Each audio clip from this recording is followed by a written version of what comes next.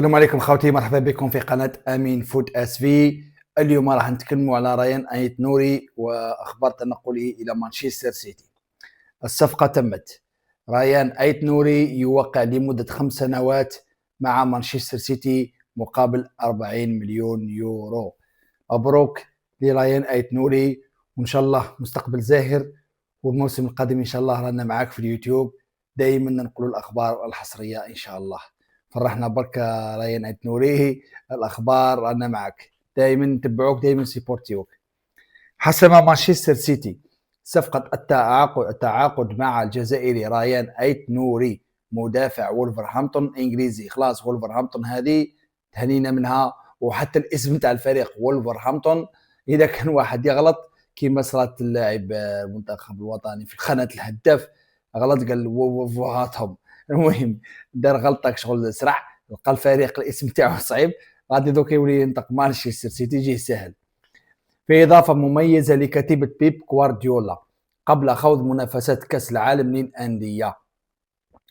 وتم الاتفاق على كافة تفاصيل انضمام المدافع الجزائري إلى صفوف مانشستر سيتي بانتظار الإعلان الرسمي عن أولى صفقات العملاق الإنجليزي خلال الساعات القليلة المقبلة.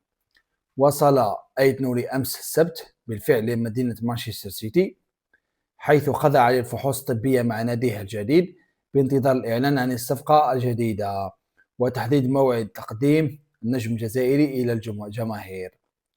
هذه منصة إكس لموقع وين وين، يقول لك رسميا ريان أيت نوري رسميا إلى مانشستر سيتي بعقد يمتد لمدة 5 سنوات مقابل 40 مليون يورو، وسيحمل الرقم 21. أنا بغي نفهم علاش خير رقم 21، بالك ما كاش أرقام بزاف. مليح ليه الرقم 3. سيلتحق بمعسكر منتخب الجزائر في ستوكهولم عبر طائرة خاصة لمواجهة السويد الثلاثاء المقبل. شفت مانشستر سيتي دائما يتهلاو في اللاعبين تاعهم، لأنه فريق عنده أموال كبيرة، وفريق محترف، وفريق قوي جدا أوروبيا، وعندهم كل الإمكانيات. وفروا له كاع الراحة، طيارة خاصة تيه للسويد ديريكت. عاجل ريان أيت نوري وقع على عقود انتقاله إلى مانشستر سيتي لمدة 5 سنوات. وقع ريان أيت نوري على عقده الجديد الذي يمتد لمدة 5 مواسم مع مانشستر سيتي، ليبقى مع الفريق حتى 30 من يونيو حزيران لعام 2030، ثم حتى لجوان عام 2030، مع إضافة بند يتيح تجديد عام إضافي حال موافقة الطرفين. ريان أيت نوري ينضم إلى مانشستر سيتي. تقدر قيمة صفقة انتقال النجم الجزائري إلى مانشستر سيتي بنحو 40 مليون يورو، بانتظار أن يرتدي ريان أيت نوري القميص رقم 21 مع العملاق الإنجليزي. كنت حنقول لكم العملاق الجزائري، هو عملاق جزائري ريان أيت نوري، بحثا عن العودة إلى الواجهة المحلية والأوروبية من جديد. هذه اللي حبيتها. مانشستر سيتي اللي تمتعنا معاها مع محرز، مع بعض الأحيان غوارديولا كان ينرفزنا يخلينا محرز في الاحتياط، كي كان على سبيل المثال يلعب مباراتين 3 مباريات أو 4 مباريات بريتم عالي يروح يحطه في الدكة ماتش ولا زوج. ان شاء الله راين أيت نوري ما يقعدش في الدكة، لأنه هو الدفاع ديفونسير مدافع. من المفروض أنه مدافعين ما كاش بزاف في مانشستر سيتي. مانشستر سيتي الأكثرية تجيب بزاف مهاجمين من وسط الميدان، خاصة المهاجمين، وغوارديولا أصلا شغل يدور لاعبين أكثرية في المهاجمين. أما في الدفاع دائما الدفاع لازم يكون مستقر دائما، وخاصة إذا كان أيت نوري يقدم دائما مستوى عالي ولياقة بدنية عالية، غادي يخليه يلعب دائما، يخليه ما يبدلوش، تما غادي نولوا نتبعوا مانشستر سيتي بكل أريحية. ولكن عندي سؤال، لماذا خير رقم 21؟ هل هذا الرقم المتاح فقط اللي كاين شغل ما كاش خيار آخر عطاولو رقم هذا اللي كاين، والله هو اللي خير رقم 21، والله هما اللي حبوا يخيروا له هذا الرقم؟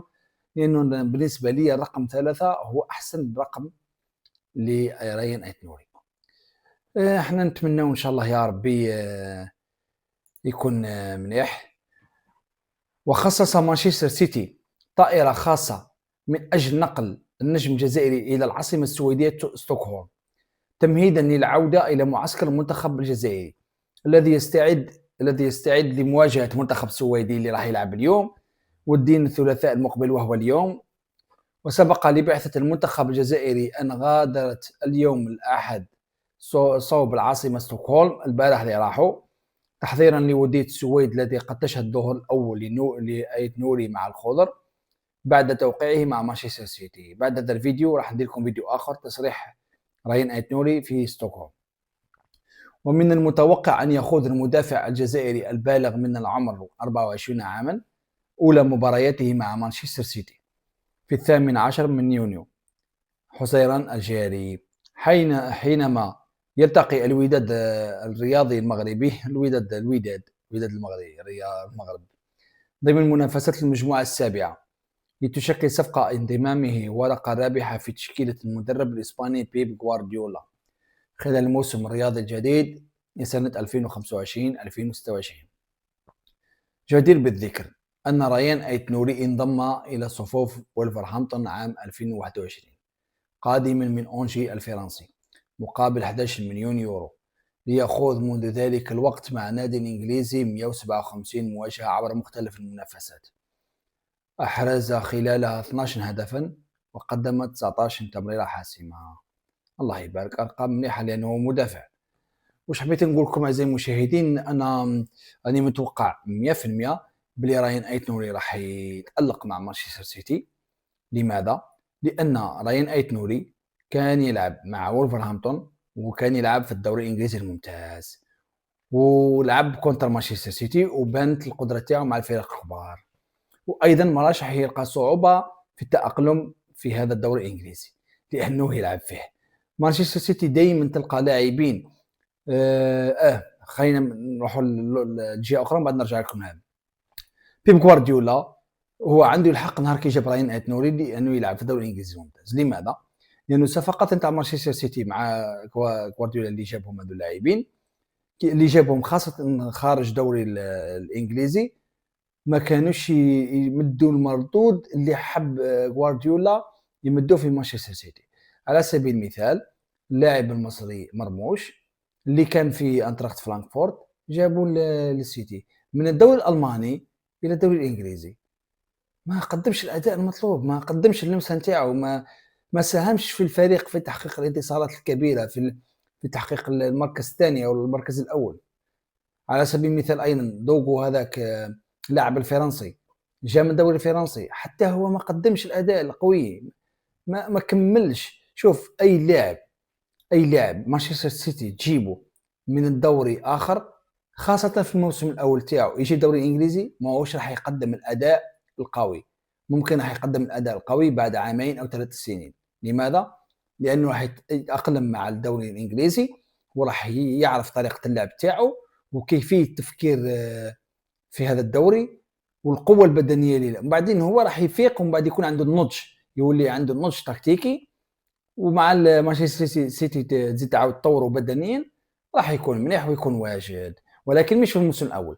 أما اللاعب اللي يلعب في الدوري الإنجليزي الممتاز ويجيبوا غوارديولا ويلعب في السيتي مباشرة العام الأول مع السيتي راح يطرطق ويدير حاله. علاش؟ لأن الدوري الإنجليزي يلعب الفرق اللي لعب معاهم أصلا من قبل، غير مانشستر سيتي مش راح يلعب كونتره لأنه هو لا يلعب مع هذا. ما كان هنايا واش نقولوا مبروك على راين أيت نوري، نقولوا بالبركة عليك وأنا فرحانين بك وإن شاء الله تقدم الأداء الممتاز وإحنا نتبعوك ورانا مشجعينك ورانا موراك. أعزائي المشاهدين قلنا واش رايكم في القيمة السوقية اللي راين أيت نوري 40 مليون يورو؟ هل هي كما نقولوا سعر مناسب لراين أيت نوري يليق به أو أكثر؟ احنا الجزائريين نحبوا نتبعوا أكثر.